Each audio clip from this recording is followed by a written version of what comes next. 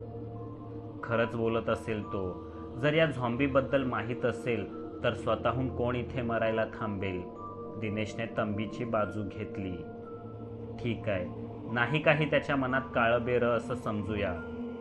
अरे पण तू स्थानिक आहेस तंबी, या झॉम्बीजबद्दल थोडं तरी माहीत असायला हवंच होतं तुला, संदीपने विचारलं. साहेब, शेवटचं मी इथे 5 वर्षांपूर्वी आलो होतो. ते तुमचे काका आले होते ना त्यावेळी. तेव्हा पौर्णिमा वगैरे नव्हती, म्हणून असं काही घडलंच नाही. पौर्णिमेच्या आगेमागे कुणीही या पर्वताच्या आसपास फिरत नाही. मग कसं कुणाला ठाऊक असणार या प्रेतात्म्यांबद्दल? तंबीने स्पष्टीकरण दिलं. अरे प्रेतात्मे नाहीत, माणसाला कच्चाच खाऊन त्यांच्यासारखंच हिडीस बनवणारे झॉम्बी आहेत ते. सिद्धांतचा आवाज वाढला. कुणीही असो साहेब, प्रेतात्मे किंवा झॉम्बीज, जोपर्यंत दिवे जळत आहेत तोपर्यंत कुणीच आपल्या जवळपासही फिरकणार नाही, तंबी विश्वासाने म्हणाला. आणि त्याच वेळी पूर्ण कॉटेजचे दिवे गपकन बंद झाले. कोळशासारखा अंधार क्षणार्धात सगळीकडे पसरला. बाहेरचा सैतानी कल्लोळ आता टिपेला पोचला होता.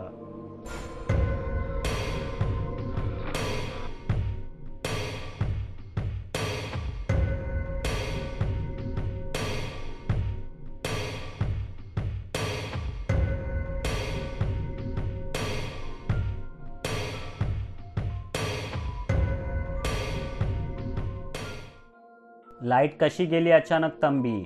नितीन ओरडला. पहाडी भाग आहे साहेब, होतं असं कधी कधी, पण तुम्ही घाबरू नका. कॉटेजमध्ये जनरेटरची सोय आहे, मी बघून येतो.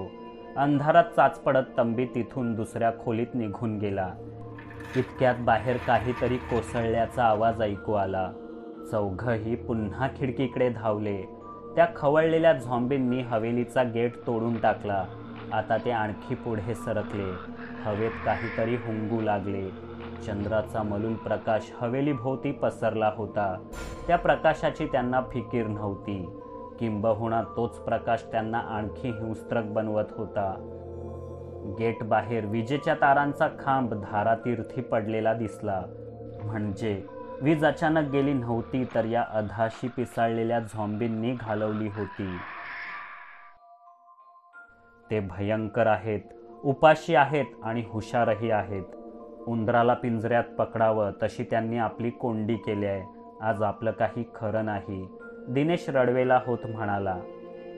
तसं काही नाही, थोडी हिंमत ठेवली तर आपण नक्कीच स्वतःचा जीव वाचवू शकतो. ते भयंकर आहेत, उपाशी आहेत आणि हुशारही आहेत. त्यांचे डोळे अतिसंवेदनशील असावेत. प्रखर प्रकाशात त्यांना दिसतच नाही किंवा तो प्रकाश सोसवत नाही. चंद्राच्या मलूल प्रकाशात मात्र ते नीटपणे पाहू शकतात. आणि म्हणूनच ते पौर्णिमेच्या रात्री आपली महिनाभराची भूक भागवायला बाहेर पडत असावेत, संदीपने तर्क केला. काय म्हणतोस? तसं असेल तर आता मेलोच आपण. अरे तंबी, लागतोय की नाही तुझा जनरेटर?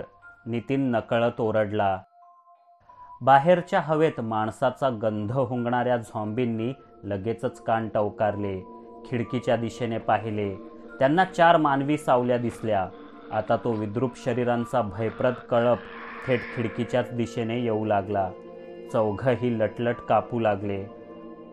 कोणत्याही क्षणी ते विकृत झॉम्बी खिडकीवर तुटून पडले असते. त्यांच्या रेट्यापुढे ती काच फार वेळ टिकली नसती. पण सुदैवाने तेव्हाच एकाएकी दिवे लागले. प्रखर प्रकाश डोळ्यांवर पडताच ॲसिडने भाजून निघावं तसे ते झॉम्बी जळू लागले. त्यांच्या शरीरातून वाफा निघू लागल्या. ते पुन्हा भीषण चित्कार करत अंधाराकडे धावले. अंगणाच्या बाहेरच उभे राहिले. कधी एकदा संधी गवसते आणि आत लपलेल्या मनुष्यांचे तुकडे तुकडे करून टाकतो असा आविर्भाव त्या मुरदाड झॉम्बींच्या सडक्या चेहऱ्यावर होता. तेवढ्यात तंबीही दिवाणखान्यात परतला. तो घामाघूम झालेला दिसला. वाचवलंस मित्रा तंबी, नाहीतर आता मेलोच असतो आपण. ऐनवेळी दिवे लावलेस आणि पळवलंस त्यांना. शाब्बास, दिनेश खुश होत म्हणाला. हो, पळवलंय खरं, पण वीज परतली नाही तर फार वेळ त्यांना दूर ठेवता येणार नाही. जनरेटरमधलं डिझेल संपलंय.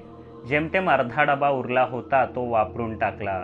तंबीने काळजीग्रस्त चेहऱ्याने सांगितलं. हे ऐकताच नितीनने हायच खाल्ली. दोन्ही हात डोक्यावर ठेवून तो मटकन खालीच बसला. आपण खूप मोठ्या संकटात अडकलोय तंबी.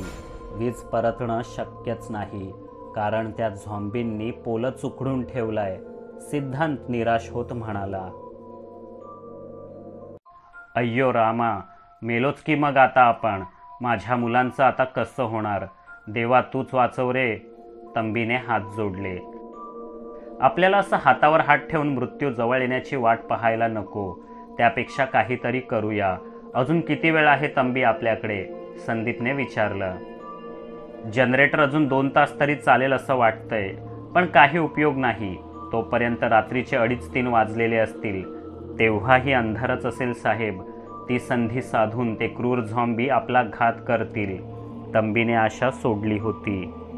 पण जनरेटर गेल्यावर आणखी 2-1 तास आपण त्या झॉम्बींना बाहेरच अडवून ठेवलं तर? तोपर्यंत नक्कीच उजाडेल. सूर्यप्रकाशात झॉम्बी माघार घेतील आणि आपल्याला इथून पळून जाण्याची संधी प्राप्त होईल. सिद्धांतने आशा व्यक्त केली. बरोबर बोलतोयस तू मित्रा, पण नक्की काय करायचं ज्यामुळे ते चालते फिरते मुर्दे दूर राहतील? नितीनने विचारलं. माझ्याकडे एक प्लॅन आहे. अंगणात प्रखर दिवे आहेतच. ते ओलांडून सध्या तरी झॉम्बीज आत येणार नाहीत. म्हणून आपण हवेलीतले सर्व दिवे बंद करूयात. त्यामुळे इंधन वाचेल आणि जनरेटर थोडा वेळ आणखी चालेल, संदीप म्हणाला. अगदी बरोबर. आणि जनरेटर बंद पडण्याच्या आधीच अंगणात जाऊन फांद्या, मोडकी लाकडं, हवं तर हवेलीतलं फर्निचर वगैरे वापरून कुंपणाभोवती एक वर्तुळ तयार करूया. त्यावर स्वयंपाकघरातलं तेल ओतूया. मग जनरेटर बंद पडायच्या घटकाभर आधी हे वर्तुळ पेटवून देऊ. मोठा जाळ झाला की प्रखर प्रकाश होईल. झॉम्बी मागे सरकतील. देवाजवळ प्रार्थना करू की ही आग पहाटेपर्यंत धगधगत राहावी, तरच आपण वाचू, सिद्धांत म्हणाला. पण आग पहाट व्हायच्या आधीच विझली तर? दिनेशने शंका घेतली. मग एकच उपाय. सगळी खिडक्यादारे घट्ट लावून गुपचूप आत बसायचं. झॉम्बी आत शिरले की जे मिळेल ते हत्यार घेऊन लढायचं, पहाट होईपर्यंत, संदीप म्हणाला. अखेर सगळ्यांनी उसने अवसान आणले. कॉटेजचे दार उघडले. 5ही जण बाहेर पडले. अंगणापलीकडच्या त्या अंधारात पिसाटलेले झॉम्बीज भयभीत करणारा पाशवी चित्कार करत होते. सर्वजण मिळेल ते लाकूड घेऊन कुंपणाभोवती रचू लागले. तंबीने कोयती घेऊन अंगणातील सुकत चाललेली 1-2 झाडे आडवी केली. सपासप त्यांच्या फांद्या छाटल्या. पाण्याचा बंब पेटवायला सरपण त्याने परसात साठवून ठेवलं होतं. ते सगळं हवेलीभोवती नीट रचलं. त्यावर भरपूर तेल ओतलं. हे सगळं करताना प्रकाशाच्या सीमारेषेवर कोणी गेलाच तर पटकन अंधारातून कितीतरी गलिच्छ हात आत येत आणि त्यांना पकडण्याचा, ओरबाडण्याचा प्रयत्न करत. त्या हातांच्या तावडीत सुदैवाने कोणी सापडलं नाही. पण एकदा नितीन मात्र थोडक्यात बचावला. झुडपानाड दबा धरून बसलेल्या एका झॉम्बीने सावलीत येताच पटकन नितीनला अंधारात खेचण्याचा प्रयत्न केला. पण दिनेशने प्रसंगावधान राखून त्याला मागे खेचलं.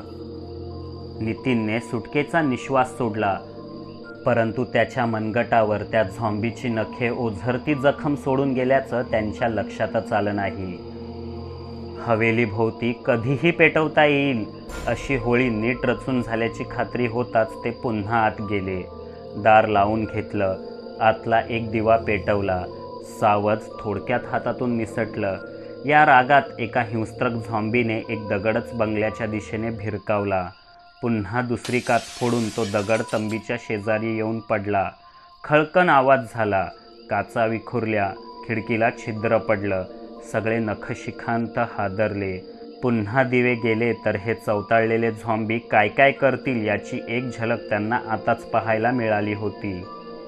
पहाट होईपर्यंत जनरेटरने तग धरावा अशीच प्रार्थना ते देवाजवळ करत होते. तंबीने एका लाकडी दांड्याला चिंध्या वगैरे गुंडाळून काम चलावू मशाल बनवली. त्याच्या खिशात लायटरही होताच.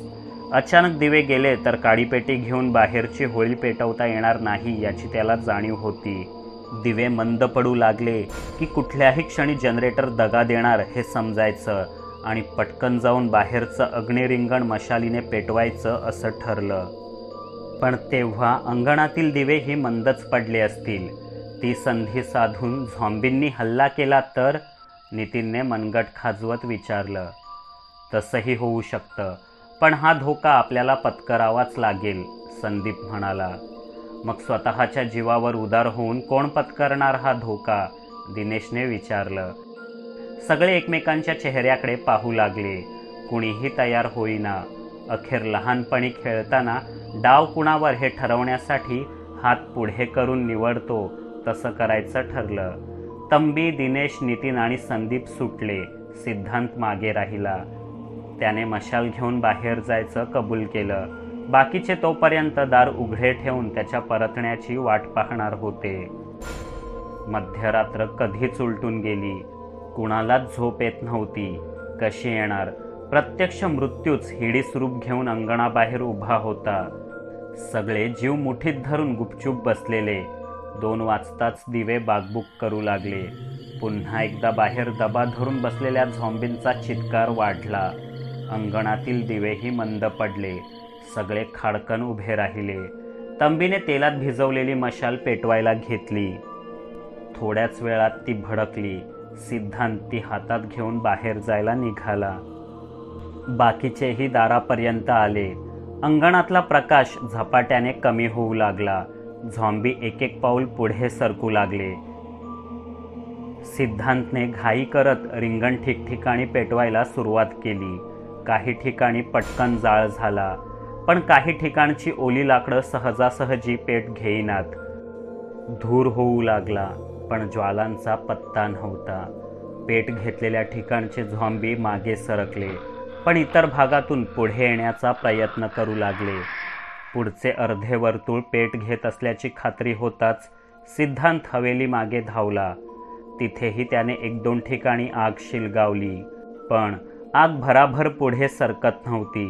पूर्णच्या पूर्ण रिंगण एकाच वेळी पेटण्याऐवजी तुकड्या तुकड्यांमध्ये आग पेटू लागली. मधल्या न पेटलेल्या जागा सिद्धांत मशालीने पेटवण्याचा प्रयत्न करत होता.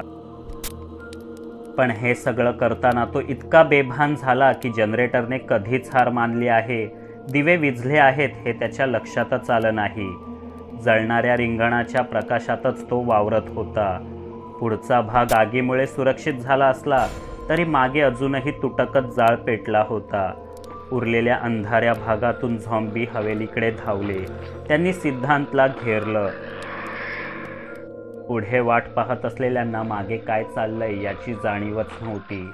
ते बेचैन होऊन सिद्धांतची वाट पाहत होते. काही वेळाने एक करुण आर्त किंकाळी आणि त्यापाठोपाठ झॉम्बींचा भेसूर चित्कार मात्र पहाडावर दुमदुमला. तो ऐकून संदीपही बेभानपणे बाहेर धावू लागला, पण इतरांनी त्याला अडवलं. आत घेऊन गेले. दार बंद केलं. प्लॅन फसला होता. सिद्धांतचं काय झालं असेल हे त्यांना चांगलंच ठाऊक होतं. त्याचं दुःखही होतं, पण शोक करायला वेळ नव्हता. थोड्याच वेळात त्यांच्यासोबतही तेच होणार होतं. निराश डोळ्यांनी ते काचेबाहेरचे अग्नितांडव आणि झॉम्बींचा धुमाकूळ पाहत होते. आता कुठल्याही क्षणी ते हवेलीवर तुटून पडतील आणि सगळेच संपेल. पण नाही. हळूहळू पूर्ण रिंगणच पेटू लागलं. आत आलेले झॉम्बी त्या रिंगणात अडकले. आगीची धग आणि प्रकाश त्यांना असह्य होऊ लागला. ते भेसूर चित्कारू लागले, जळू लागले. हे पाहताच प्राणांतिक घाबरलेल्या या चौघांच्या जीवात जीव आला. सिद्धांतचे बलिदान वाया गेले नाही. एकेका झॉम्बीला असे जळताना पाहून नितीन चवताळला. मरा हरामखोरांनो, माझ्या मित्राला खाल्लत, आता तुम्हीही मरा. पण हे तो इतक्या किंचाळून ओरडला की त्या झॉम्बींची नजर पुन्हा हवेलीवर पडली. अग्निरिंगण ओलांडून बाहेर जाऊ शकत नाही, पण बंगल्यात तर अंधारच आहे आणि खायला चविष्ट माणसं सुद्धा. आवाजाचा मागोवा घेत आता एकामागून एक उरलेले सर्व झॉम्बी बंगल्याच्या दारा खिडक्यांपुढे हैदोस घालू लागले. एकामागून एक उरलेले सर्व झॉम्बी बंगल्याच्या दारी खिडक्यांपुढे हैदोस घालू लागले. त्यांच्या पाशवी शक्तीपुढे ती दारे खिडक्या फार वेळ तग धरू शकली नाहीत. ते आत शिरले. बचावाचा कुठलाच मार्ग आता शिल्लक नव्हता. जिवंतपणी या राक्षसांकडून ओरबाडून खाल्लं जाण्याचं क्रूर मरण पुढे उभं ठाकलेलं. त्याला सामोरं जाण्यावाचून काय पर्याय होता. सगळ्यांनी शरणागती पत्करली, पण संदीपला मात्र ते पसंत नव्हतं. मरायचं तर मारूनच. तो वेगाने स्वयंपाकघराकडे पळाला. त्याने दार घट्ट लावून घेतलं. गॅसचा नॉब उघडला. बाहेरून इतर तिघांच्या जीवघेण्या किंकाळ्या ऐकू आल्या. मग ते झॉम्बी त्याच्या मागावरही आले. स्वयंपाकघराच्या दारावर थापा पडू लागल्या. चित्कार वाढले. तेव्हाच संदीपने माचीसची काडी शिलगावली. निमिषभरातच विस्फोट झाला. पेटलेल्या झॉम्बींसह त्या हवेलीचे अवशेषही दूर दूरपर्यंत विखुरले. अप्रतिम, छानच होती रे कथा. मराठीतील पहिली झॉम्बी कथा म्हणायला हरकत नाही. आतापर्यंत किती हॉलिवूड सिनेमे पाहिले मी झॉम्बींवरचे, पण त्यात सुद्धा ही कथा एक नंबर वाटते. योगेश खुश होत म्हणाला. खरंच मजा आली, पण शेवट अपूर्ण वाटला. बिचारे हकनाक मेले. आणि झॉम्बींचं पुढे काय झालं? जे आधीच मेलेले असतात ते जळून पुन्हा कसे मरतील? नंतर त्या पहाडावर कोणी गेलं की नाही? किरणने प्रश्नांचा भडीमार सुरू केला. मला वाटतं संपलेच असतील ते झॉम्बी, कारण त्यानंतर त्या पहाडावर पुन्हा असे हल्ले झालेले ऐकिवात नाही. लिंबाजी डोकं खाजवत म्हणाला. म्हणजे खरी आहे की काय ही कथा? पण तुला कोणी सांगितली? राजेशने आश्चर्यचकित होत विचारलं. असतात आपापले काही गुप्त सोर्सेस, त्यांच्याकडून कळतात आतल्या गोष्टी. लिंबाजी माझ्याकडे पाहत डोळे मिचकावून म्हणाला. मला वाटलंच होतं. तुमचा नव्या मोहिमेवर जाण्याचा प्लॅन आहे ना? साल्यांनो, मला कधी सांगणार? मी येणारच आहे त्या झॉम्बीवाल्या डोंगरावर. तसंही मघाशी या कथेचा दुर्दैवी शेवट ऐकताना मला सारखं वाटत होतं की या शापित डोंगराची मिस्ट्री आता जर कोणी सोडवू शकत असेल तर ती आहे आपली वर्ल्ड फेमस टीम 9 घोस्ट. मित्रांनो, चला करूया त्या झॉम्बींची ऐशी तैशी. मंगेश अति एक्सायटेड होत म्हणाला. करा बाबा करा. ऐशी तैशी करा, नाहीतर 80-90 करा, पण आधी इथून जिवंत बाहेर पडून दाखवा. मला खूप कंटाळा आलाय आणि भूक पण लागली आहे. आणखी 2 तास जरी मला असं बसावं लागलं ना, तर मी भूक असह्य होऊन शेजारी बसलेल्या विशाललाच खाऊन टाकीन. सचिनने धमकी दिली. विशाल पटकन बाजूला सरकला. खाशील बाबा खाशील. तुझा काही भरवसा नाही. तुला भस्म्या झालाय. आधी माझा मोबाईल खाल्लास, मग या आधुनिक कालिदासाचं उष्ण पातळ काप की काय ते पाकिट खाल्लंस, आता त्यालाच खा. शमव तुझी बकासुरी भूक एकदाची. मला तर पूर्ण संशय आहे की तू माणसाच्या रूपातील झॉम्बीच आहेस. विजयने जळजळीत शाब्दिक आसूड उगारला. मी झॉम्बी? का? तुझ्या पोटाला ढास घेतला काय मी? आईला मघापासून ऐकून घेतोय म्हणून काहीही बडबडतोस? मोबाईलच गेलाय ना, प्रॉपर्टी तर नाही विकली तुझी. साल्या किती रडतोस? सचिन खवळला. प्रॉपर्टी असती ना तर तीही विकून बिर्याणी खाल्ली असतीस त्या पैशांची. माझा मोबाईल परत दे. विजय ऐकायलाच तयार नव्हता. जोरदार वादावादी सुरू झाली. तावातावाने भांडण्याच्या नादात सचिन उभा राहिला आणि गाडीच्या ठेंगण्या टपाला डोकं आदळून पुन्हा खाली बसला. बसताना त्याच्या जाडजूड शरीराचा भार विशालच्या कोवळ्या हातावर पडला आणि तो वेदनेने किंचाळला. मेलो रे मेलो. फुगलेला झॉम्बी बसला माझ्या हातावर. हाताचा पार चेंदा मेंदा झाला माझ्या. खिमा करून खातोस की काय हावऱ्या मला? वेदनेने विशालमधील साहित्यिक भूत उतरलं असावं. तो पुन्हा आपल्या बोलीभाषेवर आला. सर्वांना हायसं वाटलं. बोंबलू नकोस. एवढासाच तर टेकलो तुझ्या हातावर. कशाला खोट्या बोंबा ठोकतोस? सचिनने दरडावलं. विशाल आपल्या उजव्या हाताची लालेलाल झालेली 4 बोटं डाव्या हातात धरून बसला. बापरे, बोटं चेमटलीत पार. इथून वाचलो तर तुला डॉक्टरांकडे जावं लागणार बहुतेक. विजय चुकचुकत म्हणाला. हो, जाईल तो दवाखान्यात, पण बोटं नेमकी कुठे अडकली होती म्हणून सांगेल तो. राजेश गालातल्या गालात हसत म्हणाला. गाडीत एकच हास्य विस्फोट झाला. या सगळ्या गदारोळातही पुढे बसलेला लिंबाजी आपलं काम गुपचूप पार पाडत होता. संकट प्रसंगी आमची चाललेली थट्टा मस्करी या झपाटलेल्या गाडीला सहन झाली नसावी. डॅशबोर्डवर पुन्हा एक संदेश झळकला. Don't laugh, soon you will cry. म्हणजे हसू नका, लवकरच रडाल. सगळे गप्प बसले. या गाडीच्या मनात आपल्यासोबत काही घातपात करण्याचा तर विचार नाही ना? किरणने विचारलं. तिला खरंच आपल्याला ठार मारायचं असतं तर इतका वेळ जिवंतच का ठेवलं असतं? मी उलट विचारलं. काय माहीत, असते काही क्रूर खलनायकांना आपल्या सावजाला खेळवून खेळवून मारण्याची सवय. किरणने उत्तर दिलं. मला नाही मरायचं इतक्यात, मी अजून खूप लहान आहे. सचिन गाडीच्या डॅशबोर्डकडे पाहत हात जोडून म्हणाला. तू लहान आहेस? कोणत्या अंगाने? मग आम्ही तर पाळण्यातच आहोत असं समजू. विजयने टोमणा मारला. तेवढ्यात पुन्हा एकदा दिवे उघडझाप करू लागले. काळीच भेदून टाकणारं खतरनाक संगीतही वाजू लागलं. कथा सांगणारे आता फक्त मी आणि विशाल दोघेच उरलेलो. मी विशालकडे पाहून खूण केली. आपल्या दुखऱ्या हाताची बोटं आवळून तो सांगू लागला. गोव्याजवळच्या एका छोट्याशा शांत गावात राहणाऱ्या जुली आणि राहुलच्या प्रेमाला दोघांच्याही घरच्यांचा तीव्र विरोध होता. लग्न तर दूरच, एकमेकांना भेटणंही मुश्किल झालं. अखेर त्यांनी पळून जाण्याचा निश्चय केला. राहुलने बँकेमधून आपली सर्व सेव्हिंग्ज बाहेर काढली. मित्र अजयकडून 1-2 दिवसांसाठी कारही मागून घेतली. मग जुलीला मेसेज केला. आज रात्री 12 वाजता दफनभूमीजवळ भेट आणि हे कुणालाही कळू देऊ नकोस.